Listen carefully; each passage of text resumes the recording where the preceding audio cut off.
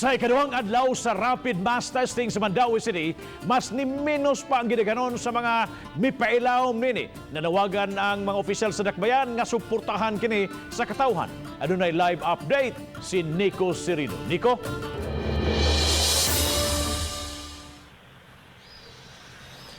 Yes, Bob, nagpadayon ang rapid community testing sa Dakbayan sa Mandaue. Pansama sa nahaunang duha ka adlaw, Bob, nabantay nga daw ni menos pa ang mga tawo nga misanong sa imbitasyon nga magpakuha og blood samples pagsuta kung doon na ba sila mga antibodies.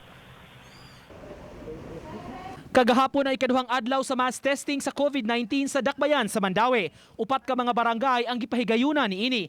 Kini ang Kabangkalan, Kasuntingan, Magikay ug Barangay Ibabaw. Sa maong mga dapit, 647 ra ka mga tawo ang napaubo sa testing ug nakuhaan og blood sample. 38.92% ra kini sa ilang target anang adlaw. Sa unang adlaw sa testing niadtong Miyerkules, kapin 50% rasab ang mihatag og consent. Sa kinatibukan, target unta sa syudad nga makatest og mga 13,000 ka mga tawo. Matud sa mayor, paningkamutan nila nga makapot kini. 10% of our households. Pero most likely di na makuhan. Pero again, ug di na nato makuha, we will continue ang atong kuan, no? Katong atong mga empleyado. Ang panghinaot niya, makasabot ang mga tao. Tinuod, gold standard ang swab o PCR test sa COVID testing apan di sabtanan direkta nga matagaan niini. Mao nga importante nga mo-augment ang rapid testing. We all know nga ang PCR is the gold standard. Apan ang presyo sa hilabiyang mahala. Di man mahimo nga ang tanan na lang sa atong i-PCR.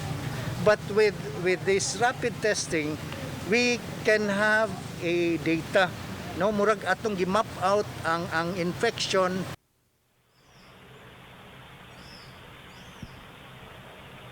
Bob, human sa third day karong adlaw, may 7 pa ka adlaw nga mulanat kining strategic community testing sa Mandaue. Mulanat kini hangtod sa Mayo 15 kundi gitinguha nga makumpleto gyud ang tanang 27 ka mga barangay sa Dakbayan. Thank you so much, Nico Cirino, sa imong live report.